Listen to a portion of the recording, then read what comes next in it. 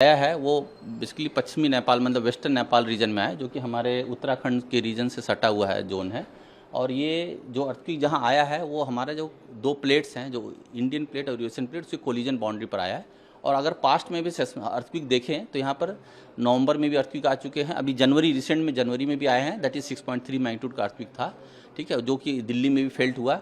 अभी का जो अर्थक्वेक आया है वो अगर यहाँ पर आप मैप देखेंगे तो ये जो है 6.2 का है, जो कि बहुत सैलो डेप्थ पर था, मतलब 5 किलोमीटर डेप्थ पर आया अर्थक्वेक ही आया है, जो कि 2:51 14:51 पर आया। और अभी तक इस अर्थक्वेक के आने के बाद, क्योंकि जैसे बड़े अर्थक्वेक आते हैं उसके बाद उसके आफ्टर शॉक्स भी होते हैं, तो ये अर्थक्वेक जो अभी आए हैं उसके अभी तक हम लोग 2 आफ्टर शॉक भी रिकॉर्ड कर चुके हैं इस रीजन में। जैसे आप देख रहे हैं रेड वाला जोन देख रहे हैं, ये 2 आफ्टर शॉक उसी रीजन में 10 किलोमीटर के अराउंड में आ चुके हैं। और जैसा कि मैंने पहले ही बताया कि ये कोलिजन बाउंड्री यहाँ पर अगर पास्ट में भी देखें तो बड़े अर्थक्वेक आ चुके हैं, जैसे नवंबर में आए हैं 5.8 के, 6.2 के जनवरी में आए, और अभी जो है ये 6.2 का फिर ये अर्थक्वेक आया। ये सब जितने भी अर्थक्वेक हैं ये सब वेस्टर्न नेपाल में कंसंट्रेटेड है। और ये कोलिजन बाउंड्री जहाँ स्ट्रेस बिल्डअप होता है और एनर्जी जब स्ट्रेस बिल्डअप होता है तो अगर उसकी जो रॉक की कैपेसिटी होती है उसकी बियॉन्ड जाती है तो वो ब्रेक होता है, और ब्रेक होने पर अर्थक्वेक आते हैं। तो जैसे हिमालयन कोलिजन बाउंड्री अर्थक्वेक आते रहते हैं। अगर ये अर्थक्वेक देखा जाए तो कहाँ कहाँ फेल्ट हुआ, अगर इसकी इंटेंसिटी की बात की जाए कि इसकी इंटेंसिटी कितनी थी, तो अगर यहाँ पर देखें तो इस अर्थक्वेक की इंटेंसिटी अगर देखा जाए तो 6 था, जो कि हम लोग ने इमीडिएटली अर्थक्वेक जैसे डिसमिनेट किया उसका 6। और दिल्ली में अगर आप देखें तो ये स्लाइटली फेल्ट था, मतलब 3 की मैग्नीट्यूड थी दिल्ली रीजन को जो कवर करता है।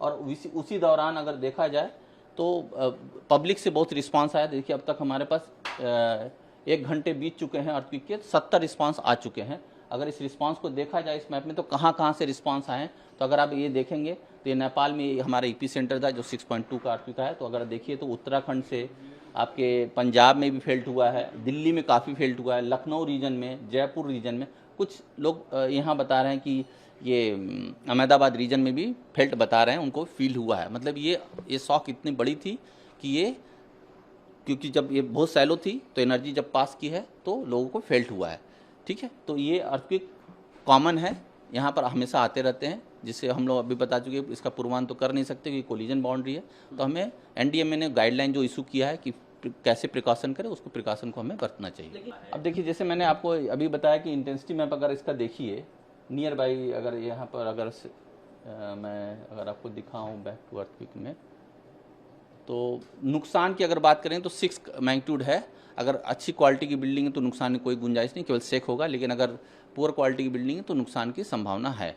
अभी इसका जैसे रिपोर्ट अगर हम ये बता रहे हैं यहाँ पर, अगर हम देखें कि